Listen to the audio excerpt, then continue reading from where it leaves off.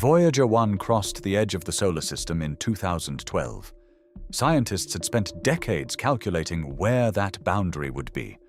The distance was wrong, the shape was wrong, the magnetic field behaved incorrectly, and the temperature at the boundary was 9 times hotter than the surface of the Sun, something no model had ever predicted, and something physicists still cannot fully explain. This is not a story about what we got right. In 1958, a physicist named Eugene Parker published a paper claiming the Sun was constantly shooting charged particles outward in all directions, a stream he called the solar wind. His colleagues told him it was impossible. The paper was nearly rejected. Within 4 years, spacecraft confirmed he was correct. Parker lived long enough to see a probe named after him launched in 2018. He died in 2022. What Parker described was the beginning of something much larger. The solar wind doesn't just drift outward and disappear. It pushes. It carves out a vast region of space dominated entirely by the Sun, a bubble stretching billions of kilometers in every direction. Scientists called it the Heliosphere. Everything inside it, every planet, every moon, every asteroid, every human being who has ever existed, sits inside that bubble. Outside, it is interstellar space, a different environment entirely, driven by a different wind, carrying remnants from other stars, other systems, other explosions that happened before our Sun was born. The boundary where the solar wind finally runs out of strength and stops is called the Heliopause. For decades, physicists modeled it, calculated it, argued about exactly where it would be, the consensus prediction. Somewhere around 80 astronomical units. 1 astronomical unit is the distance from the Earth to the Sun. 80 times that distance. Far, but reachable, in theory, if you launched something fast enough and waited long enough. In 1977, NASA launched 2 spacecraft, Voyager 1 and Voyager 2. The primary mission was the outer planets, Jupiter, Saturn, Uranus, Neptune. 5 years, maybe. Then silence. That was the plan. That is not what happened. Voyager 1 reached the first major boundary, the termination shock, where the solar wind begins to slow, in 2004 at 94 astronomical units from the Sun.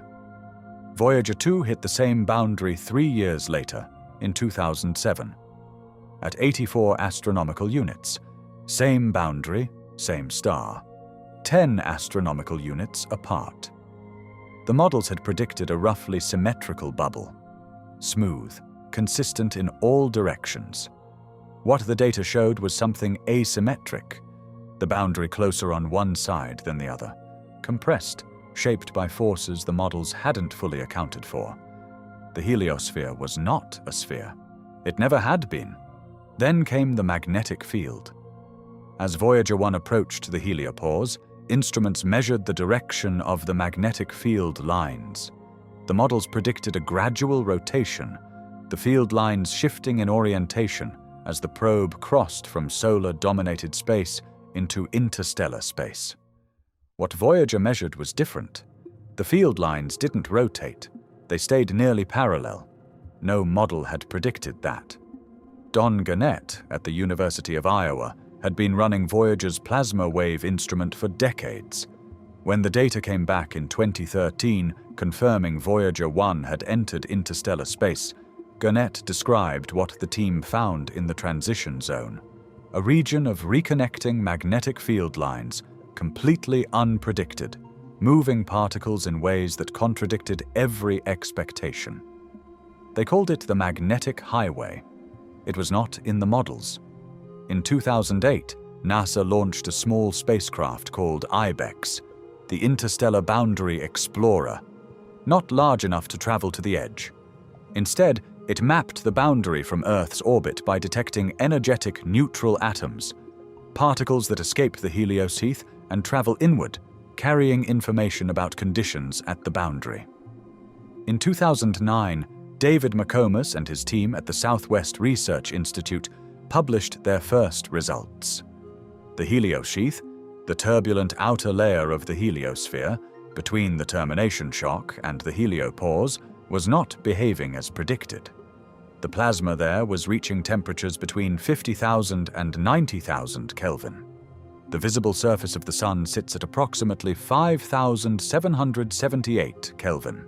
The outer boundary of our solar system was running at plasma temperatures 9 to 15 times hotter than the surface of the star at the center of it. No model predicted heat like that. The mechanism is still not fully understood. And then Ibex found something else entirely. Stretched across the sky, cutting diagonally through the maps of energetic neutral atoms, was a ribbon. A concentrated band of particles, brighter than everything surrounding it, looping across the boundary in a pattern that matched no feature in any existing model. No one had predicted it. No one had looked for it. McComas called it the most significant finding of the Ibex mission. After 15 years of study, the ribbon is still not explained. Multiple competing theories exist. None has been confirmed. The heliosphere is not static. It breathes. It expands and contracts with the Sun's 11-year activity cycle, swelling during solar maximum, contracting during solar minimum. The boundary moves. The bubble is alive in a way the early models hadn't captured. Voyager 1 is now approximately 163 astronomical units from the Sun. At that distance, sunlight is no longer bright. It's just another star in the dark.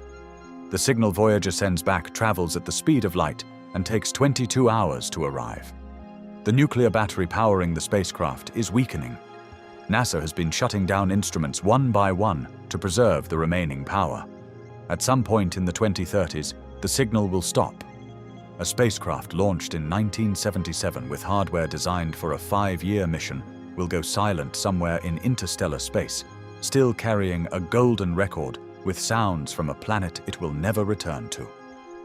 What it found at the edge was not a clean boundary, not a wall, not the smooth, predictable transition that 50 years of modeling had described.